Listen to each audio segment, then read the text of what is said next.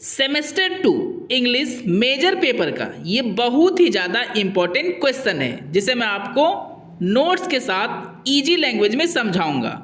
अगर मेरा ये नोट्स आपके लिए हेल्पफुल हुआ तो मेरे चैनल को सब्सक्राइब करें, वीडियो को अधिक से अधिक लाइक एंड शेयर करें। क्वेश्चन है दोस्तों, give a character sketch of vector, यानी हेक्टर के कैरेक्टर को स्केच यानी उसका वर्णन करना है दोस्तों। आंसर हम लोग लिखेंगे, Homer was the greatest ancient Greek author as well as epic poet. Homer प्राचीन ग्रीक के सबसे महान लेखक और साथ ही साथ एपिक पोएट थे। He belonged to the 8th century BC। वह 8वीं शताब्दी ईसा पूर्व से संबंध रखते थे। He wrote 2 great books whose name is the Iliad and the Odyssey. उन्होंने 2 महान पुस्तकें लिखी जिसका नाम द इलियाड और द ओडेसी है। These 2 books are known as the greatest epic poem. ये 2 पुस्तकें सबसे महान एपिक पोयम के रूप में जाना जाता है। Without reading the books of Homer, Greeks and Romans didn't understand themselves educated. Homer के बुक को बिना पढ़े ग्रीक्स या रोमन्स खुद को पढ़ा लिखा नहीं समझते थे। इट इज बिलीव्ड दैट, विश्वास किया जाता है कि होमर वॉज ब्लाइंड, होमर अंधे थे। And so he is known as the blind bard, और इसलिए उन्हें ब्लाइंड बर्ड के नाम से जाना जाता है। बर्ड का मतलब कवि होता है दोस्तों, यानी अंधे कवि। Because there is no any certain date about Homer, क्योंकि होमर के बारे में कोई निश्चित डेट नहीं पता है। So it is believed so, इसलिए ऐसा विश्वास किया जाता है दैट की he started writing book in about 8 और 9 सेंचुरी BC, कि उन्होंने पुस्तक लिखना शुरू किया था 8वीं या 9वीं ईसा पूर्व में। ये पहला पैराग्राफ में दोस्तों आप लोगों का राइटर का परिचय हो गया। अब हम लोग पैराग्राफ चेंज करके हेक्टर के बारे में लिखेंगे। Hector was the son of the king Priam and the queen Hecuba of Troy। Hector Troy के राजा प्रायम और ट्रॉय की रानी हेक्यूबा का पुत्र था। He was the heir of the state Troy as well। वह अपने राज्य ट्रॉय का उत्तराधिकारी भी था। In the Trojan War, Trojan war में many warriors were participated, बहुत सारे योद्धा ने भाग लिया था। But Hector was the greatest warrior after Achilles, लेकिन हेक्टर एक्लिस के बाद सबसे महान योद्धा था। He was fighting the war known as Iliad और the Trojan war only for his family, not for any greed. Iliad और ट्रोजन वॉर के नाम से जाना जाने वाला ये युद्ध हेक्टर लड़ रहा था केवल और केवल अपने परिवार के लिए, किसी लालच के लिए नहीं। Achilles was the greatest warrior, Achilles सबसे महान योद्धा था। But he had greed to get something after winning the war, लेकिन युद्ध जीतने के बाद उसे कुछ पाने की लालच थी। But Hector was a selfless warrior, लेकिन हेक्टर एक निस्वार्थ भावना वाला योद्धा था। बिकॉज, क्योंकि he was fighting the war only to protect his state and family members, क्योंकि वो युद्ध लड़ रहा था केवल अपने राज्य को प्रोटेक्ट करने के लिए और अपने परिवार के सदस्य को प्रोटेक्ट करने के लिए। Andromache was the wife of Hector, Andromache Hector की पत्नी थी।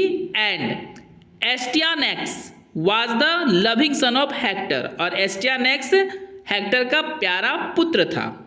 He was a real noble warrior who killed many great warriors of Greek army।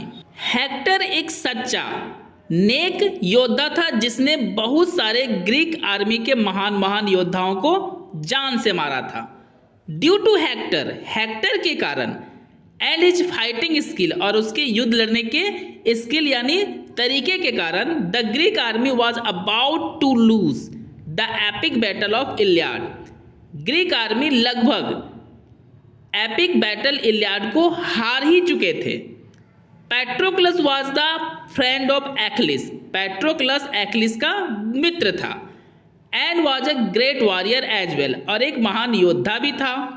But लेकिन when Patroclus and Hector came face to face war, लेकिन जब पैट्रोक्लस और Hector आमने सामने के लड़ाई के लिए आए, हेक्टर किल्ड पैट्रोक्लस, हेक्टर ने पैट्रोक्लस को जान से मार दिया। थिंकिंग इट, यह सोचकर दैट की ही वॉज फाइटिंग विथ एक्लिस, कि वह एक्लिस से युद्ध लड़ रहा था। बिकॉज क्योंकि Patroclus was in the armour of Achilles, क्योंकि पैट्रोक्लस युद्ध लड़ने आया था एक्लिस के कवच को पहनकर, और एक्लिस और पैट्रोक्लस दिखने में फिजिकली एक जैसे ही थे।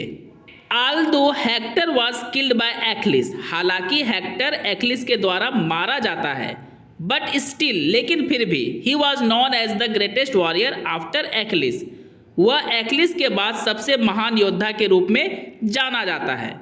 Homer revealed at some places that Hector felt fear with the warrior Ajax, Homer ने उजागर किया है कुछ जगहों पर कि हेक्टर महान योद्धा एजेक्स से डरता था, क्योंकि जब एजेक्स हेक्टर के सामने आया तो हेक्टर युद्ध भूमि छोड़कर भाग गया था।